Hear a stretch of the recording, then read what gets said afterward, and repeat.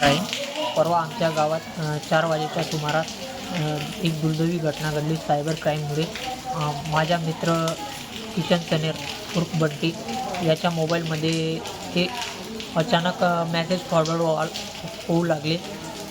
म्हणजे विचित्र ते फोटो होते. त्यामुळे तो घाबरला. आमचे जे बाहेर मित्रपरिवार आहे त्यांनी फोन केले की त्याच्याजवळ 2-3 मुलं जावा आणि त्याला समजवा. असं होतं की घाबरू नको. 2-3 मुलं व आम्ही आलो त्याच्याजवळ. त्याचे मॅसेज डिलीट केले, व्हॉट्सअप डिलीट केलं. त्याने ते सिम कार्ड मोडून फेकलं आणि मोबाईल स्विच ऑफ केला. पण तो अत्यंत घाबरलेला होता. त्याला 2-3 नातेवाईकांचे फोनही आले, पण त्यामुळे तो जास्त घाबरला. व तो आम्हाला म्हणाला की तुम्ही आता घरी जा, मी इथं ओट्यावरती बसलेला आहे. तो ओट्यावरती बसलेला होता. आम्ही 2-3 जण घरी गेलो आणि 5 मिनिटात आम्हाला फोन आले की बंटीने असं करून घेतलं, फाशी घेतली त्याने. तरी माझ्या सर्व तरुण मित्रांना सांगण्याचे आव्हान एकच आहे की अशी कोणतीही APK रेशन PM किसान किंवा बँकचे कोणतेही फाईल किंवा ॲप येतात त्यांना ओपन करू नका. पहिले आपल्या गावातील सरपंच किंवा पोलीस पाटील यांना विचारा. अशा फाईल गव्हर्नमेंटच्या स्कीमच्या येत राहतात आणि असं काही जरी झालं तर आपले मित्र, आई वडील किंवा सरपंच, पोलीस पाटील किंवा मोठे भाऊ किंवा काका यांना कळवा. प्रत्येक प्रश्नाचा मार्ग हा निघत असतो. असा पाऊल उचलू नका, एवढीच माझी विनंती आहे. सनेर ग्रामपंचायत राजपुरी सरपंच. 2 दिवसापूर्वी माझ्या गावात जी घटना घडली ती खूप वाईट घटना घडली. कारण आताच्या मुलांची जी मोबाईल हाताळण्याची जी पद्धत आहे त्याच्यामुळं अशा काही घटना आम्ही पण ऐकण्यात होत्या. पण आज पहिल्यांदा माझ्या गावात घडल्यानंतर आम्ही खूप शॉक झालेलो आहे. तर माझं पहिल्यांदा मी तुम्हाला एक आवाहन करू इच्छितो की जे काही कॉलेजचे स्टुडंट असतील किंवा जे शिकत असतील, लहान मुलं असतील, तर त्यांना थोडंसं मोबाईलपासून थोडंसं दूर ठेवा. किंवा ते जर मोबाईल हाताळत असतील तर त्यांना या गोष्टीची कल्पना द्या की बुवा अशा कुठल्या तरी लिंक येतील. कारण आता गव्हर्मेंट नेहमी एक रिंगटोन आपल्या मोबाईलला पण येत असते की त्या रिंगटोनच्या माध्यमातून जनजागृती करते आहे की तुम्हाला कुठलाही OTP मागितला जाईल किंवा बँकेच्या नावाने तुम्हाला काही मेसेज दिला जातील, तर OTP देऊ नका किंवा कुठलीही काही माहिती तुम्ही तुमची शेअर करू नका.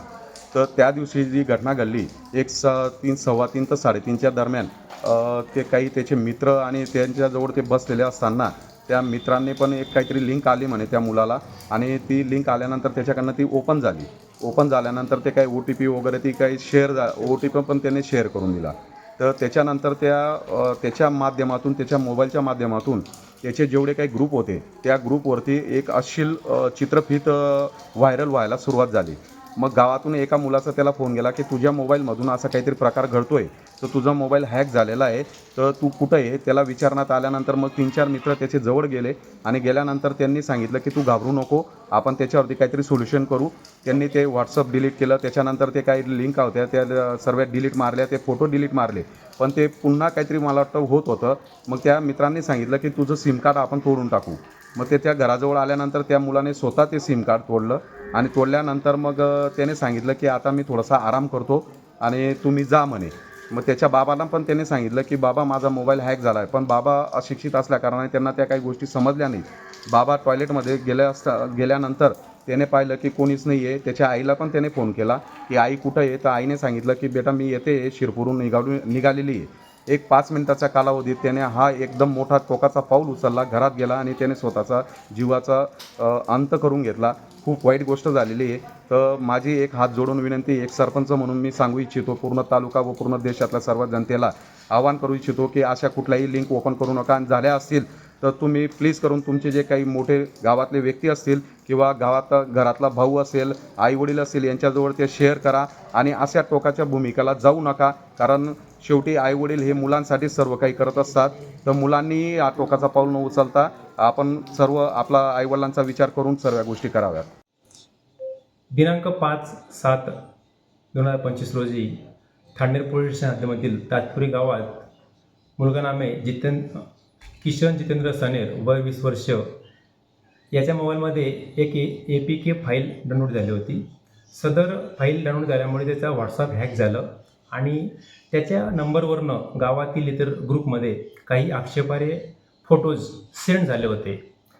त्या मुलाने भीतीने त्याच्या घरात जाऊन त्याच्या घरामध्ये जाऊन त्याने गळफास लावून आत्महत्या केलेली आहे.